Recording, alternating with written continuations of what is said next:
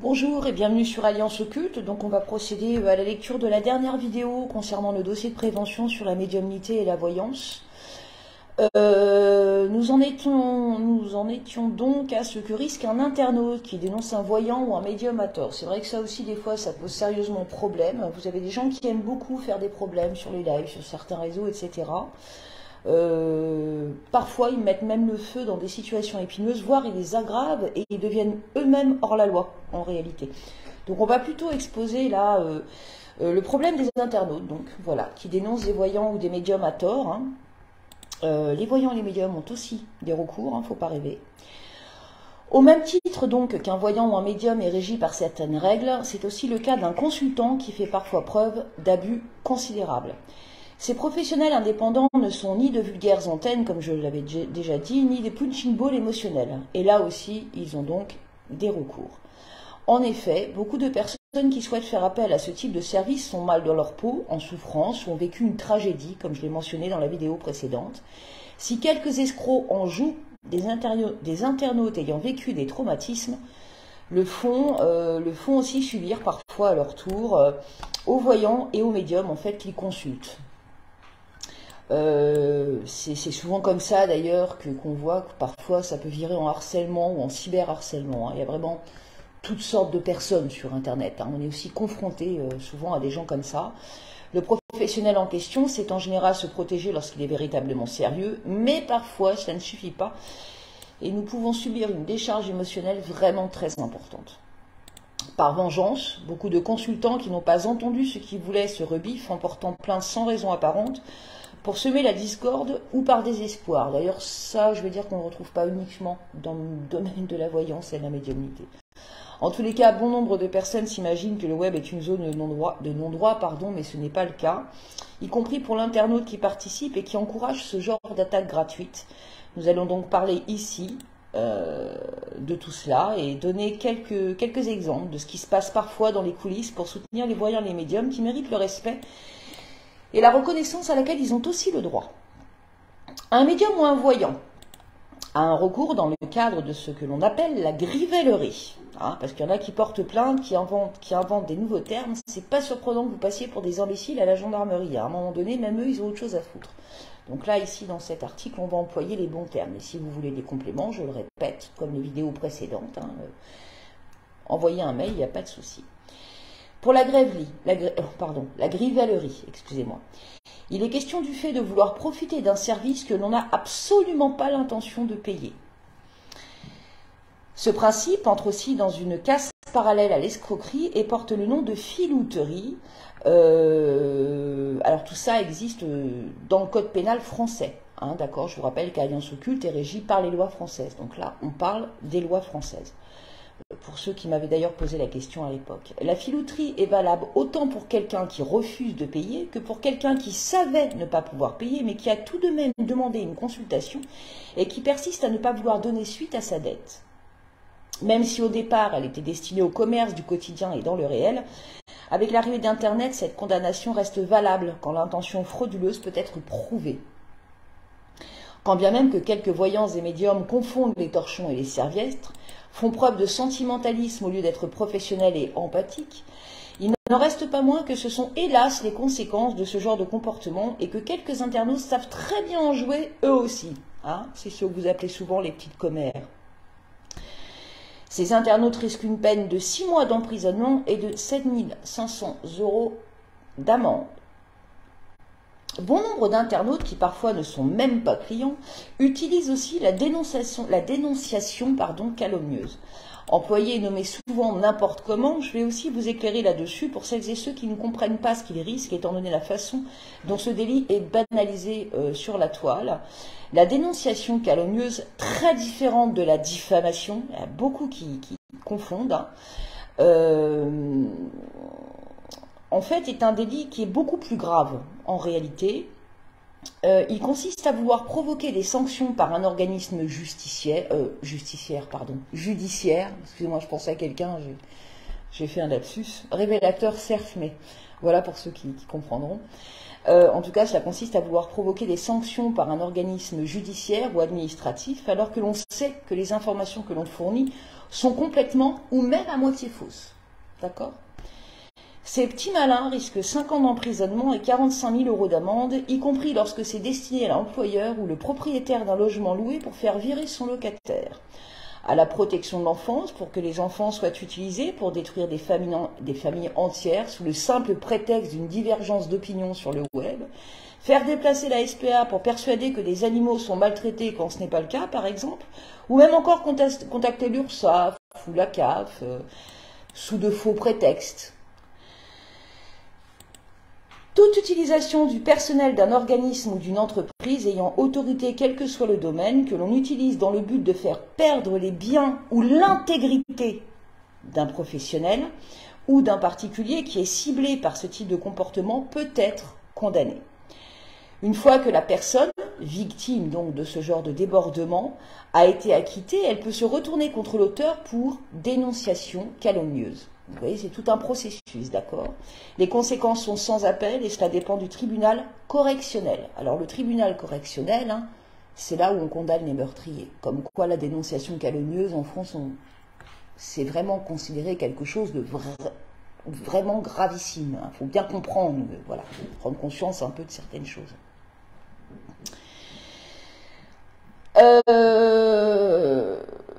Alors, il y a aussi quelque chose d'important que j'avais précisé en effet dans cet article.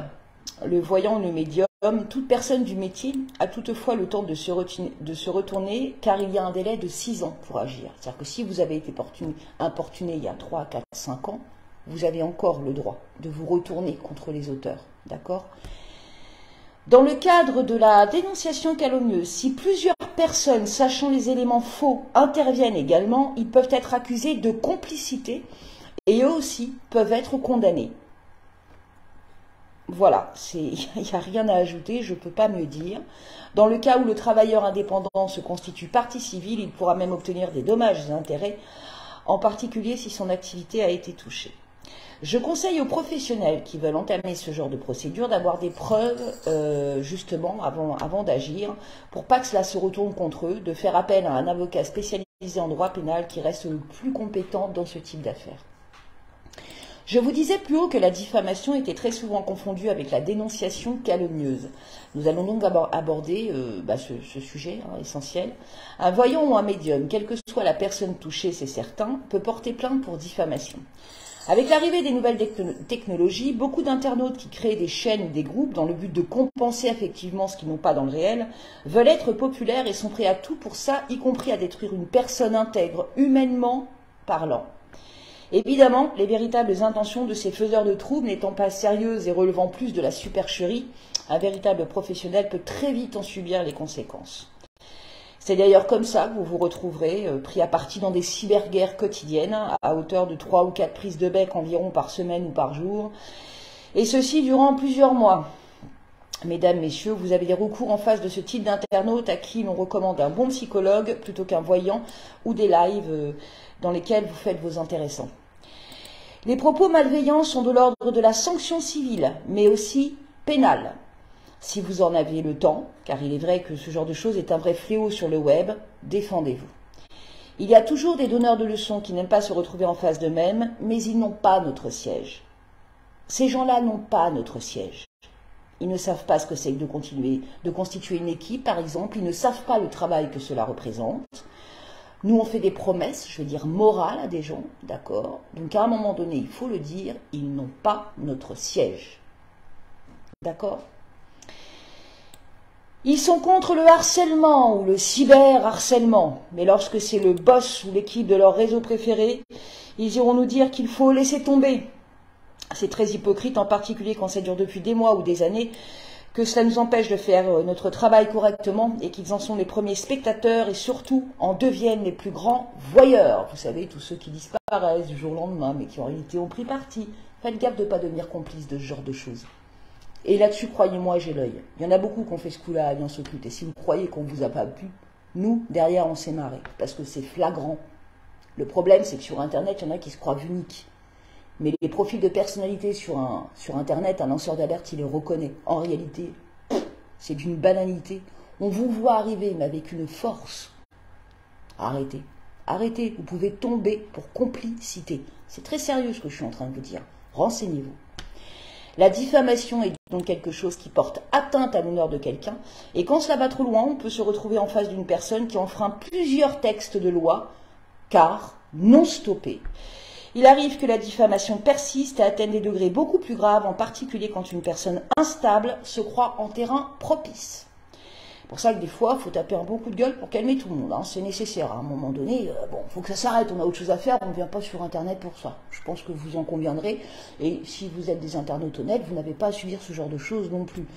Si la calomnie, par contre, parce que c'est encore pas la même chose au niveau droit pénal français, si la calomnie entre plutôt dans le cadre donc de la dénonciation calomnieuse et non de la diffamation, elle, donc entre dans le contexte de la concurrence déloyale aussi.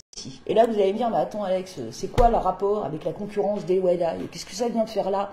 Je vous rappelle qu'on parle de gens déclarés et qu'on parle d'internautes, de consultants, donc de futurs clients. Si un médium et un voyant est considéré comme professionnel en tant qu'auto-entrepreneur, vous, consultant, vous êtes considérés comme des clients. D'accord? Donc vous êtes aussi régi en tant qu'internaute par ces lois. Alors moi, le rapport, je vais vous l'expliquer. Je cite ce que j'ai écrit un petit peu plus haut, d'accord, plus haut dans cet article, donc ce que je vous ai dit plus tôt dans la vidéo. Avec l'arrivée des nouvelles technologies, et ça alors c'est fréquent, c'est un vrai fléau, on en a marre de ces gens-là. Vous êtes un virus humain à vous tout seul. Avec l'arrivée des nouvelles technologies, beaucoup d'internautes qui créent des chaînes, des groupes, dans le but de compenser affectivement ce qu'ils n'ont pas dans le réel, d'accord, veulent être populaires et sont prêts à tout pour ça, y compris à détruire une personne intègre, humainement parlant. Vous en avez vu combien se transformer en ça tous les 6 mois, c'est un truc de malade.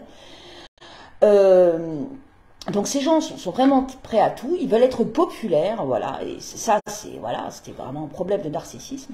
Évidemment, les véritables intentions de ces faiseurs de troubles n'étant pas sérieuses et relevant plus de la supercherie, un véritable professionnel peut très vite en subir les conséquences. C'est d'ailleurs comme ça que vous vous retrouvez pris à partie dans les fameuses cyberguerres quotidiennes à hauteur de 3 ou 4 prises de bec, voilà, par semaine ou par jour, comme je vous disais, durant plusieurs mois. Ça, c'est ce que je vous écrivais plus tôt.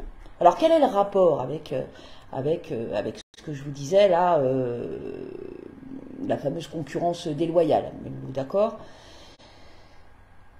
Il est donc bien question de concurrence, mais à une différence près, les protagonistes n'ont aucune expérience, mais se posent en rivalité par complexe. C'est carrément de l'ordre de la psychologie, voire de la psychiatrie parfois. Vous avez déjà vu, quand on a fait des débriefs, des debunks, hein, il m'est arrivé de faire des débriefs, des debunks, hein, il y a un peu plus de 5 ans, même il y a 3 ans, d'accord. Des fois, ça frôle carrément la psychiatrie, hein, on est bien d'accord. Donc c'est un petit peu par complexe que ces gens réagissent comme ça. Mais à partir du moment où la diffamation peut être entendue par des sources extérieures qui vont subir l'influence de la démarche, elle est publique et donc avérée. Pareil. S'il n'y a pas plus simple que ça, si les propos employés par le diffamateur peuvent être entendus par un tiers dans le but de porter atteinte à l'honneur, si le nom de l'entreprise ou de l'un de ses membres est prononcé ou reconnaissable et qu'il est donc en mesure d'être identifié, si les faits faussement reprochés sont clairs, il y a diffamation d'une manière ou d'une autre, voyant, médium ou pas. Donc les internautes qui jouent à ça sont condamnables. Et vous, en tant que voyant et médium, vous avez un véritable recours. Le protagoniste risque une amende de 12 000 € qui sera aggravée si l'on retrouve de l'homophobie, du racisme, des attaques aux personnes fragiles, n'est-ce pas? Car c'est en réalité très fréquent. Ça va souvent avec. Regardez bien, les diffamateurs très souvent ont des propos racistes, discriminatoires ou des propos vraiment très mauvais à l'égard du handicap. Il y a toujours, avec ce genre de diffamation, il y a souvent des attaques. Vous savez, c'est pour toucher la personne. Le but est vraiment de détruire. Sachez que dans ce dernier cas, la personne risque en plus 45 000 € d'amende et une peine d'emprisonnement supplémentaire. Agissez vite par contre, car le délai de prescription, là, est de 3 mois. Donc à partir du moment où vous êtes diffamé, il faut interagir très vite, et c'est pas plus mal, parce que c'est pas le genre de choses qu'il faut laisser s'installer, parce que c'est ça qui va se transformer en harcèlement, en cyberharcèlement. C'est là qu'on voit des gens, vous avez vu des influenceurs et autres, qui ont fini par se suicider. C'est à cause de ce genre de conneries. Enfin, sachez que même si vous n'avez pas accès à ces propos diffamatoires, alors ça c'est très important ce que je vais dire, il y en a un petit peu trop qui se croient à l'abri parce qu'ils mettent les données en privé. C'est pas vrai, vous n'êtes pas à l'abri, il y a aussi des condamnations. Sachez que même si vous n'avez pas accès à ces propos diffamatoires, mais que vous en avez eu connaissance, quel que soit le moyen, si quelqu'un, enfin quel que soit le moyen, quelle que soit la personne, pardon, qui vient vous les présenter, vous pouvez aussi porter plainte contre X, ce qui pourrait vous aider dans le cas où ça irait jusqu'au comportement harceleur ou persistant par la suite. C'est-à-dire qu'à un moment donné, vous allez porter plainte contre X, vous allez reporter plainte contre X, les gendarmes, ça va les gonfler. Et j'imagine que vous, qui êtes victime de harcèlement ou de diffamation, ça va vous gonfler aussi. Une enquête peut être ouverte. Il suffit qu'on envoie la bonne capture d'écran, avec le bon élément, il y a une identité, c'est foutu pour vous. Même si vous avez envoyé des choses via Messenger, en privé sur votre profil Facebook, et j'en passe. On est bien d'accord. C'est pas parce que c'est privé et non public que c'est légal. D'accord? Il y a aussi des recours sur des choses privées.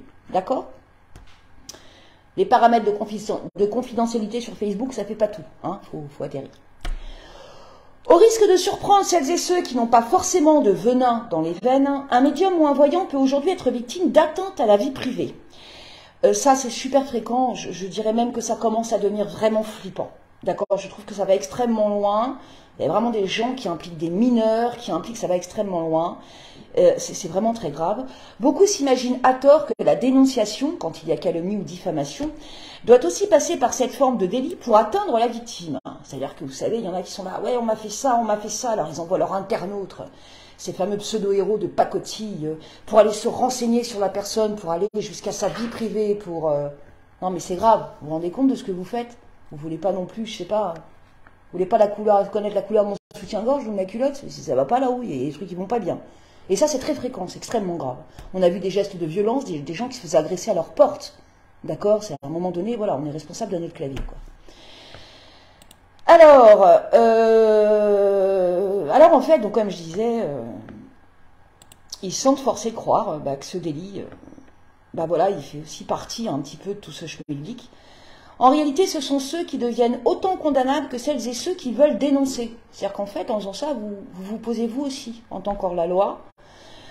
Combien de professionnels se retrouvent avec des gens capables de fouiller dans leur vie privée, d'entrer en contact avec des proches pour avoir des infos qui leur semblent croustillantes en voyant qu'il y a déjà des différends, même très légers, hein, d'accord? D'ailleurs, je remercie les gens qui sont en train d'entrer sur mon profil et à qui j'ai répondu en privé sur Messenger et qui ont compris pourquoi j'ai fait un gros ménage sur mon profil à un moment donné. Maintenant, ça va mieux, c'est bon.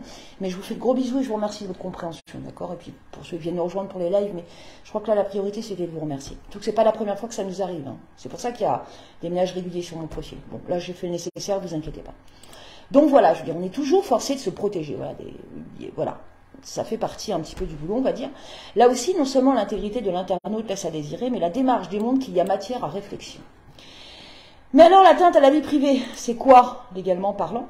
C'est lorsqu'une personne s'autorise à transmettre des événements, ou même de simples éléments à caractère privé, même léger, hein, dans le cadre public ou dans un cadre étendu, sans le consentement de la victime concernée. Je peux vous citer quelques exemples fréquents.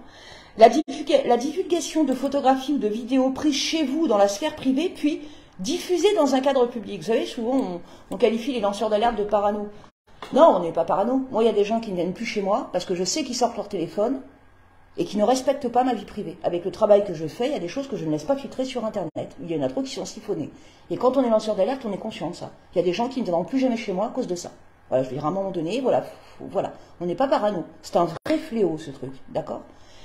La diffusion donc de photographies ou de vidéos d'enfants par des personnes qui ne sont pas les parents, sans leur accord, parce que, ouais, il y a des gens qui peuvent prendre des libertés sur votre bébé, par exemple. Les adresses et numéros de téléphone transmis au plus grand nombre. Hein, on parle bien de... Alliance Occulte, c'est différent, c'est une association. Donc c'est normal qu'il y ait mon adresse, mon téléphone. Mais pour une personne privée, dans le cadre privé, si vous avez le téléphone d'une personne, vous n'avez pas le droit de le transmettre. C'est normal. Si l'atteinte à la vie privée est si grave, c'est parce que régulièrement, les légendes ne laissent pas entendre ou comprendre les vrais événements qui accompagnent les éléments, donc les éléments diffusés, afin de détruire l'intégrité de quelqu'un ou tout simplement parce que oui, il existe des internautes équilibrés qui ne souhaitent pas forcément voir leur vie privée étalée sur Internet. Dans ce contexte, il est fréquent que le culot de quelqu'un qui ne respecte rien ou qui fait preuve de vengeance digitale, hein, ça s'appelle aussi la vengeance digitale, soit impliqué. Il est bon de noter toutefois que vous ne pouvez pas porter cette plainte, vous ne pouvez porter cette plainte que dans un cadre personnel à votre tour. S'il est question de votre vie privée, il semble logique que vous ne puissiez pas le faire à titre professionnel. L'atteinte à la vie privée, c'est quand on atteint votre vie privée. Là, on ne parle pas de votre entreprise, d'accord? Vous, en tant que voyant médium, c'est pas votre entreprise qui est attaquée, c'est votre personne. Donc, c'est dans un cadre privé, d'accord?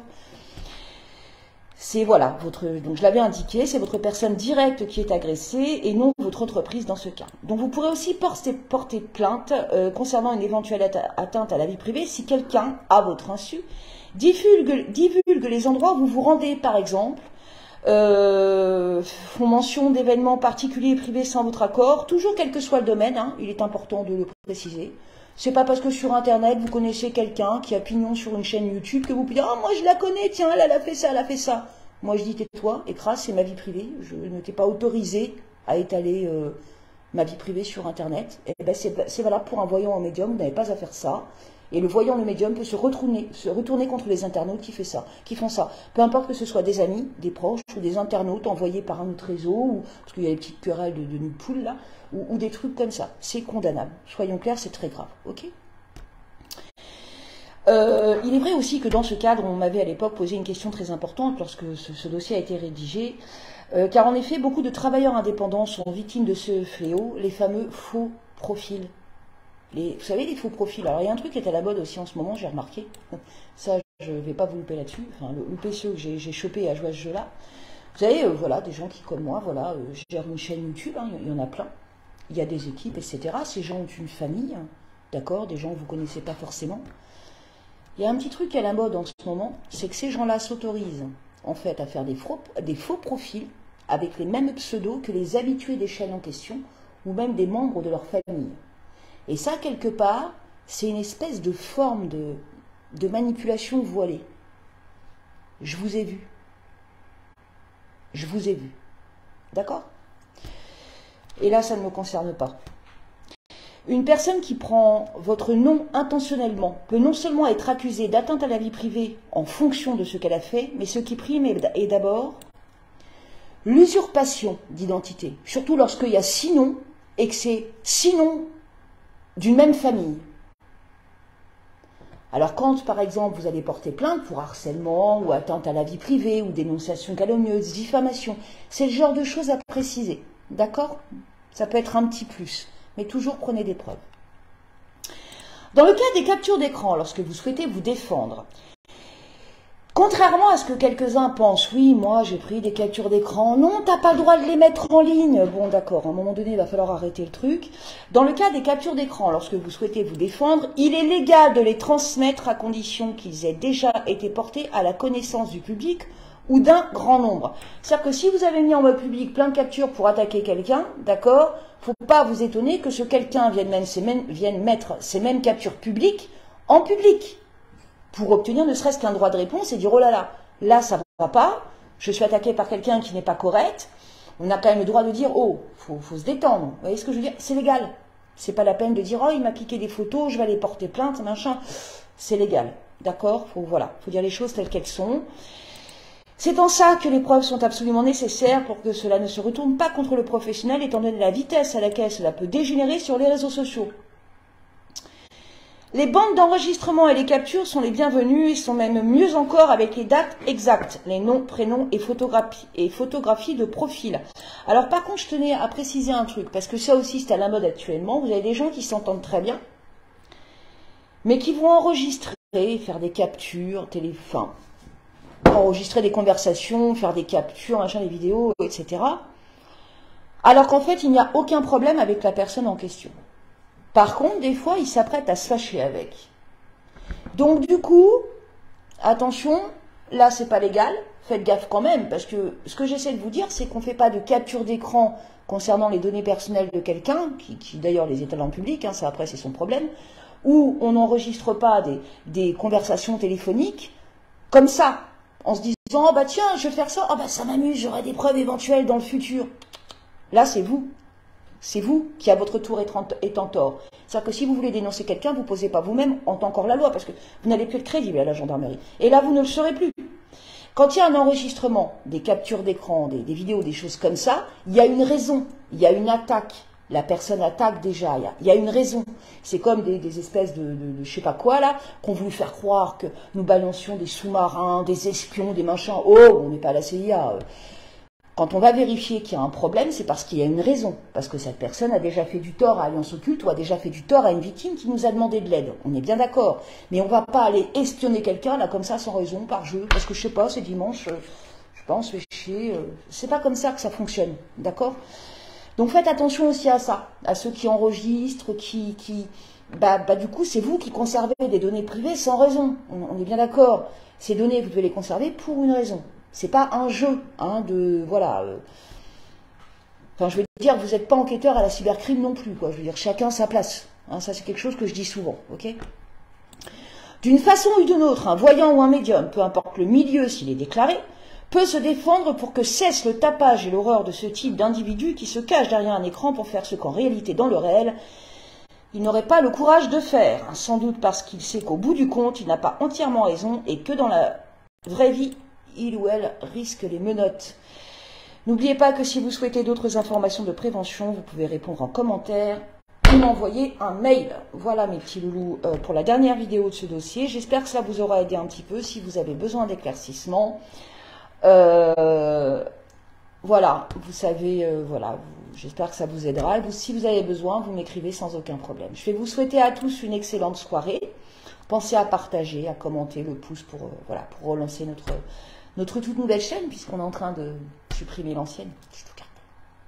C'est mes données, j'ai le droit. Je vais vous souhaiter une excellente soirée, je vous souhaite plein de belles choses, et surtout, je vous en prie, prenez soin de vous. Voilà, parce que je sais que parmi vous, il y a des gens bien, et personne ne mérite d'être traité comme ça. Voilà, gros bisous à tous. Bye bye.